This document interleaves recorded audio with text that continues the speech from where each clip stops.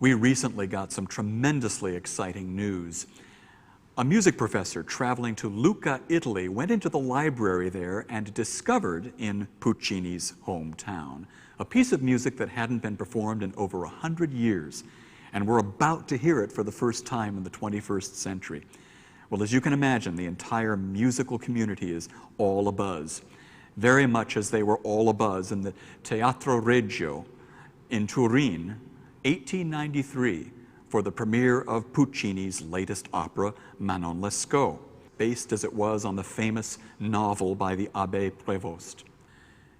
It was a stunning success, lots of performances, good press, which of course was something that did not follow Puccini through his entire career, and he was generally lauded to be the successor to the great Giuseppe Verdi. Well, with his next opera, La Bohème, he wasn't quite so successful. The critics condemned it as being nothing new. It was Manon all over again.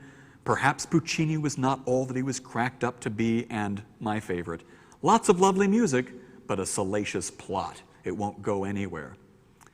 Well, it wasn't long before the critics were all proved wrong, and La Bohème was well on its way to becoming the most popular opera in the repertory.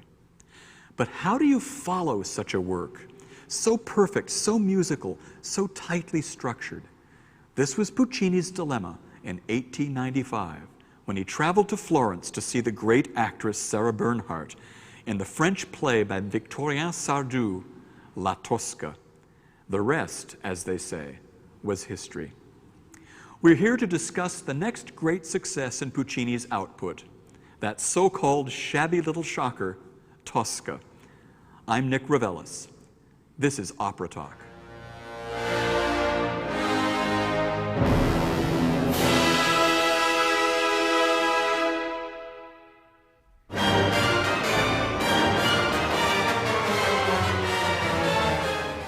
Critics and commentators have not been kind to Giacomo Puccini's fifth opera, Tosca.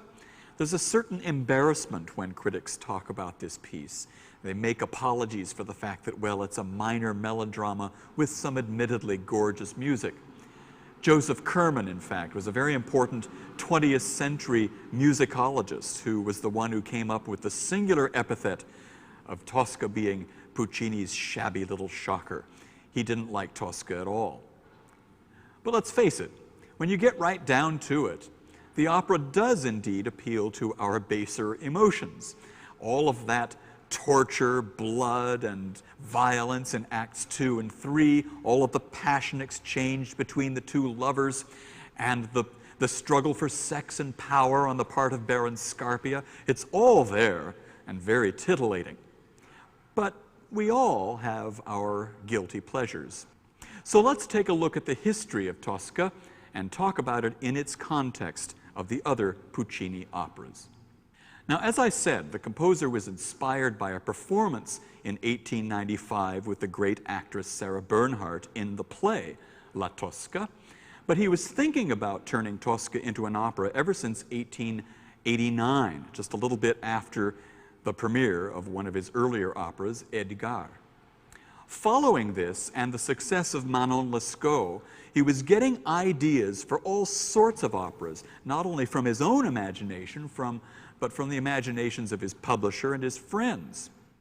But his attention always went back to Victorien Sardou's play, La Tosca, and the Bernhardt performance in Florence in 1895 cinched the deal. Now, although the play was basically a melodramatic vehicle for a great actress, it did have sound political, historical, and cultural background. It's set in Rome in 1800, in the background of the victory at the Battle of Marengo by Napoleon and his troops and his march across Europe. The protagonists in the play, as well as in the opera, are liberal, free-thinking artists who look at Napoleon as their kind of savior, in a sense, a person under whom they could have the kind of freedom that they would not experience under the absolutist monarchies that were pretty much entrenched in Europe. The antagonist, Baron Scarpia, was the Roman chief of police, was on the side of the royalists, of course, and spent much of his time in the play, and then finally, of course, in the opera, torturing, beating, and jailing all of his opponents. He went mad and frothed at the mouth at the word revolution. Reading the Sardou play today, one wonders how it ever got to be produced. I mean, it's, to say the least, turgid.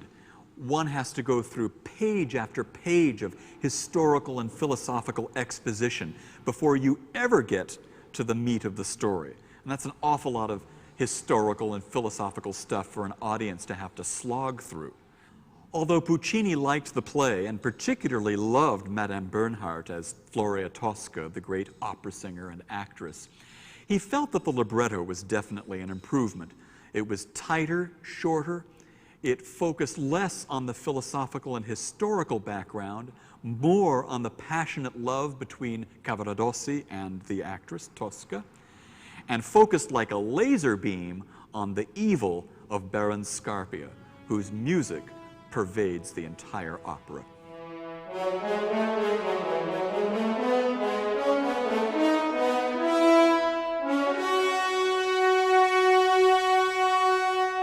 The opera Tosca deals with the painter Mario Cavaradossi.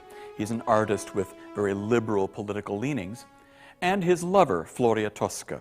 She is the toast of Rome, a great opera singer and a brilliant actress, as well as being quite jealous for her lover's attentions. At the beginning of the opera, she discovers her lover, Mario, in a chapel at the church of Sant'Andrea delle Valle, painting a beautiful portrait of the Madonna. She flies into a jealous rage because she believes that the facial features of the Madonna look remarkably like one of her rivals in love, the Countess Attavanti. She is only calmed down by Mario's promise that he will paint the Madonna's eyes black, like Tosca's, not the Attavanti blue. Now, Cavaradossi has a secret. He's hiding an escaped political prisoner, Angelotti by name, in a remote chapel of the church. Angelotti is being pursued by Baron Scarpia, the chief of the secret Roman police, and a man who will stop at nothing to stamp out the fires of revolution, fueled by the imminent approach of Napoleon's troops. The painter promises to hide Angelotti, and the two of them flee to his country villa, where they will hide. Scarpia is fast on Angelotti's track, entering the church like the bully he is. He discovers a fan with the Attavanti crest, part of a disguise that was left for the political prisoner Angelotti. He also discovers Cavaradossi's painting materials, and he figures, quite rightly, that the two of them are in league together. Enter Tosca, looking for her lover Mario. Scarpia uses the Attavanti fan to flame the jealous rage within Tosca's heart. And upon leaving, he sends his henchmen after Tosca to discover Angelotti's hiding place. Scarpia is adamant about finding the revolutionary pair, but he also lusts after Tosca, and he plots to bring Cavaradossi in for questioning under torture, thereby giving him the necessary means to force Tosca to give herself to him. Will Tosca escape the clutches of the evil Baron Scarpia? Will Cavaradossi reveal the hiding place of his comrade, Angelotti? Will Scarpia's power end with Napoleon's victory at Marengo, or will he continue to exert his corrupt influence over the entire city of Rome?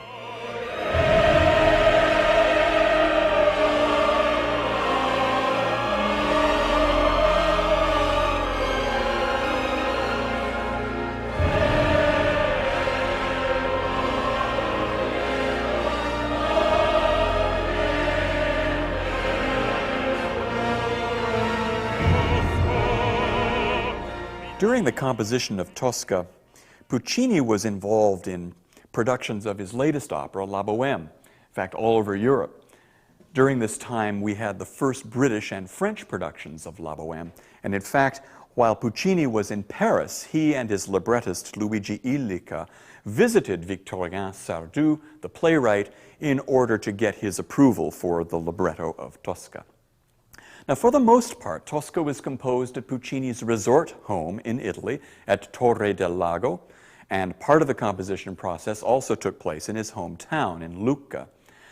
As the opera's three acts actually take place in three historical buildings in Rome that even today still exist, Puccini went to great pains to create the authentic atmosphere for each of those acts. For instance, the first act takes place in the church of Sant'Andrea della Valle, one of the great churches at the center of Rome. And the act ends with a service of Vespers in the church with the singing of the great liturgical hymn Te Deum. Now, since there are many tunes for the Te Deum, Puccini actually went to one of his priest friends to find out exactly which tune would have been used on that afternoon during the victory of the Battle of Marengo, to find out what melody would have been sung on that occasion. Act 3 of Tosca opens at dawn atop the Castel Sant'Angelo. Now, this building is one of the most venerable in Rome and has a very rich and bloody history. It's physically connected to St. Peter's Basilica and the Vatican city-state. In order to capture the proper mood and atmosphere of the beginning of Act 3, Puccini traveled to Rome, woke up before dawn, climbed the parapet of the Castel Sant'Angelo with pencil and manuscript paper in hand to hear exactly what the people living in the vicinity would hear at daybreak. All of the bells throughout the churches in that area pealing, waking up everyone to a new day. And he notated the exact pitches, the rhythms, even the exact pitch of the great bell in the dome of St. Peter's. And he recreates all of this in the prelude to Act 3. These activities, plus the orchestration of the opera, kept Puccini busy throughout 1898 and 1899, finally finishing in September of that year. Finally, the piece got its first hearing, and it was a great success with the public. Puccini himself had 5 or 6 solo curtain calls at the end. But the critics, as usual, had a field day. They condemned the plot, they condemned the overt violence and the brightly colored and often brutal orchestration. They even accused Puccini, horror of horrors, of being Wagnerian. But the critics, as usual, were wrong. For 101 years, Floria Tosca, that grande dame of mercurial passions and jealous rage, has reigned on the operatic stage, gloriously triumphant.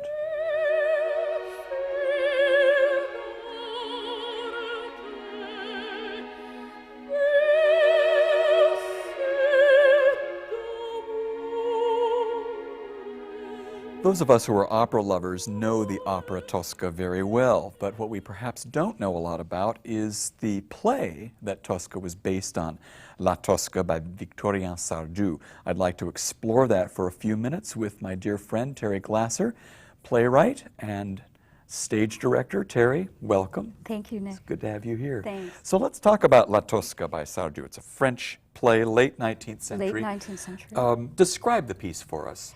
It's what's called a well-made play, which is actually a technical term, pièce bien faite. This was an outgrowth of the realistic movement in the arts and the general scientific bent of the age. So the arts were seen as having to reflect the real, physical, tangible world and have cause and effect. So the play La Tosca reflects this beautifully. It's tightly constructed.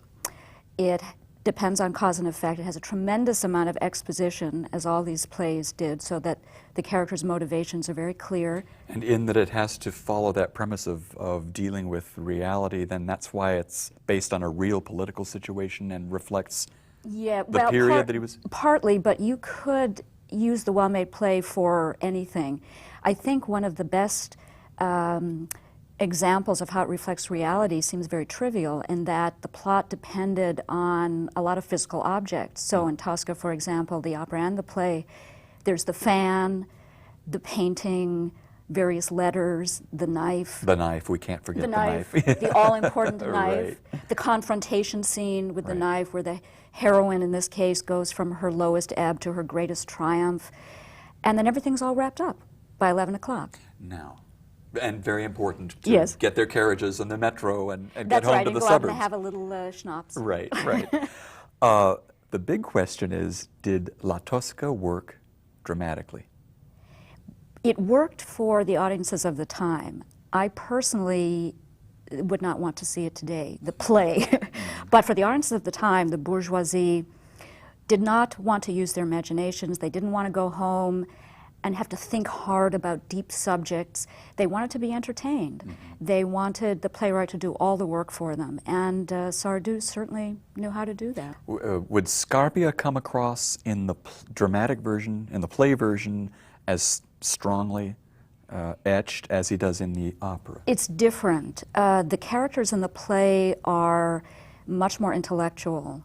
Scarpia's sly. I mean, he's certainly the nasty sadist that we all know and love, but he's sly, he's intellectual, he's a lot more cunning.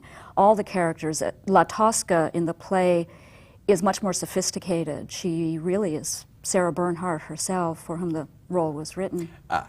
Okay, now we've gotten And to that brings us to... Exactly, we've gotten to the crux of the matter, because of course Sardou wrote the play as a vehicle for the great Sarah Bernhardt, whom we still know, I think, pretty much by name and reputation only. Tell us a little bit about Miss Bernhardt. Simply put, she was the first great international superstar. She had a following, an hysterical following, that would rival any rock stars today. She also entranced very well-known figures, D.H. Lawrence, Sigmund Freud. She was a magnetic actress. She truly commanded the stage. That's fascinating.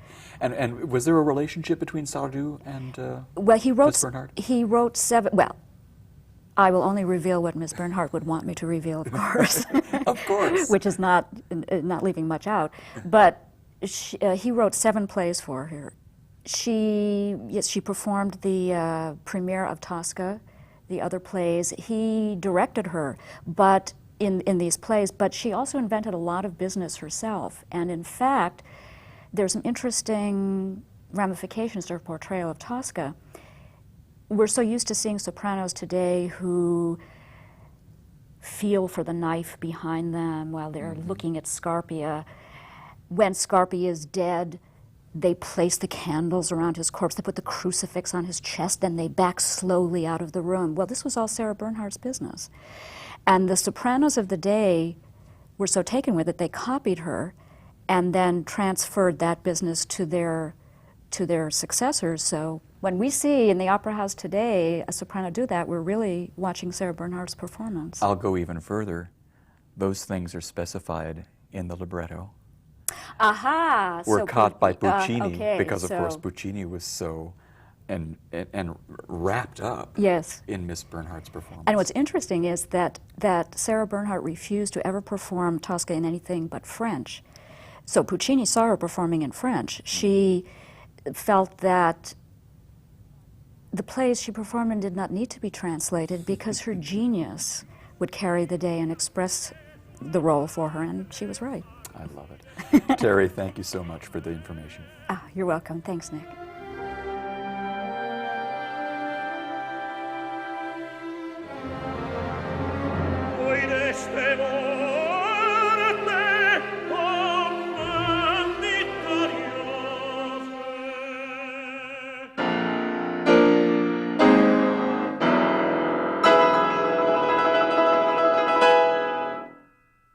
Well, that's the famous opening of Puccini's Tosca.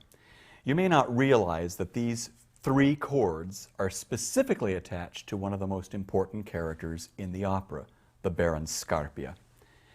These chords are designed to sound both stately and sinister at the same time, reflecting both Scarpia's noble lineage and his treachery. Let's take the motive apart to understand it just a little bit better. There are 3 chords in Scarpia's motive: B flat, A flat, and E natural. Now, even though you may not read music or understand harmony, you can tell that these are 3 very different chords.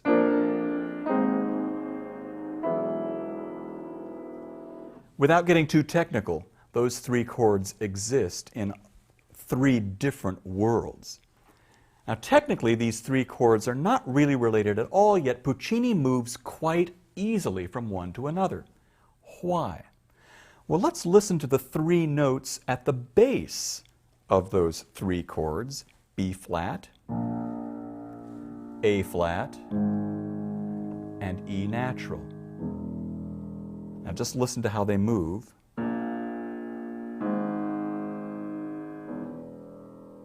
Now if we fill in the note that's missing, we've created a descending scale. Now this scale doesn't sound like the typical do, re, mi scale. If it were written that way, it would sound like this. And then probably resolve. That sounds a little bit more familiar. The difference is that the regular do, re, mi scale is built differently than the scale that Puccini uses to build the Scarpia motive.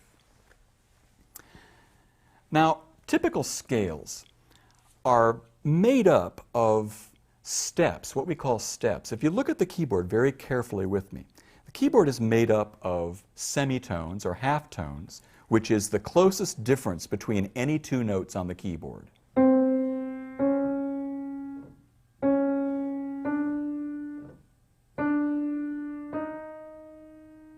Whether that note is white or black, two consecutive notes is a halftone or semitone.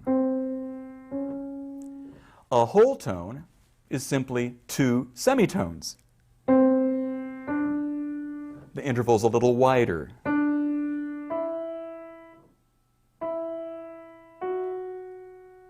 So this is a half step or half tone. This is a whole tone. Now, all scales are made up of a very set combination of whole tones and half tones. And we're very used to that. Well, you know the drill.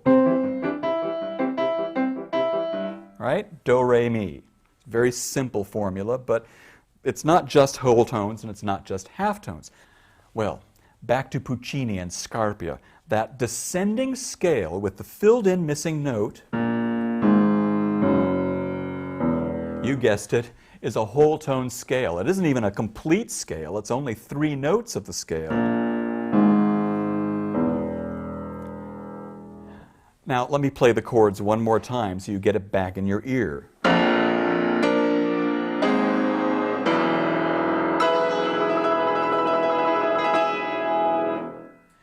Now, even though Scarpia is dispatched by the time we get to Act 3, his influence is still exerted over the events in Act 3. So there's this wonderful orchestral prelude describing dawn on the top of the Castel Sant'Angelo. We get the bells and all of that. And finally, at the end of the prelude, we hear Scarpia's chords, because these chords, this music, permeates the entire texture of the opera.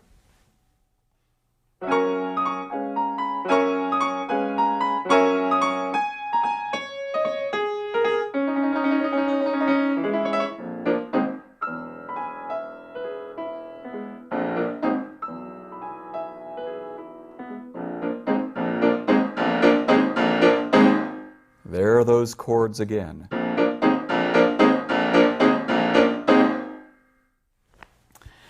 You'll hear them everywhere. It lets us know that this opera is as much about Scarpia as it is about Floria Tosca.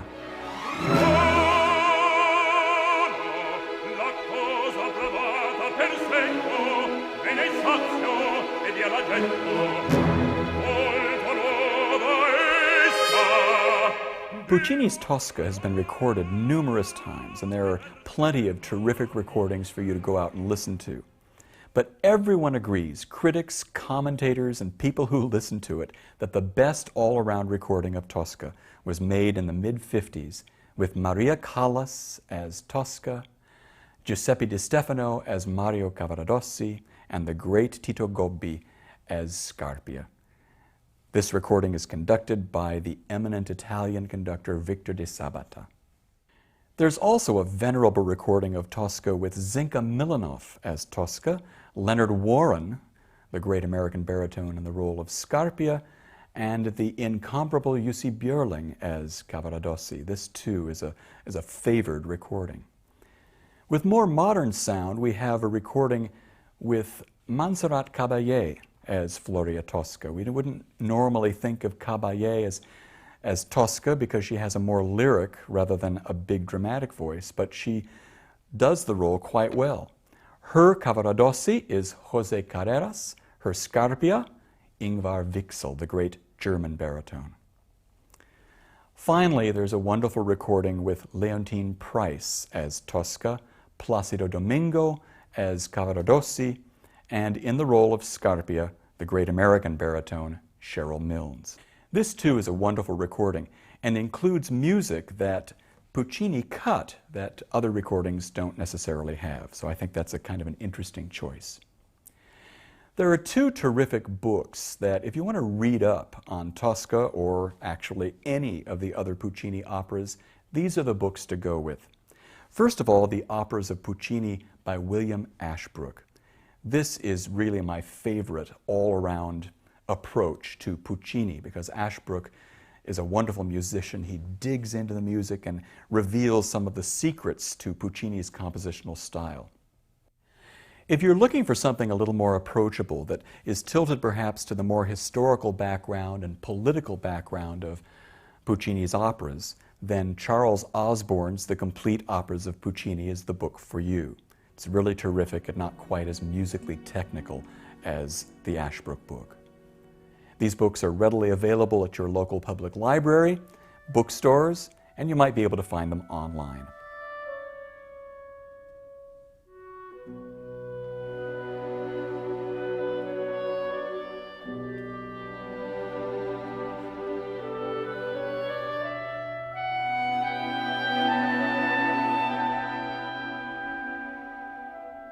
Everybody loves Tosca. It's truly one of the great operatic entertainments with a wealth of passion, conflict, and above all, melody. Once seen, it can never be forgotten. Steal yourself a little time with one of your favorite guilty pleasures. Tosca awaits. I'm Nick Reveles, and I'll see you at the opera.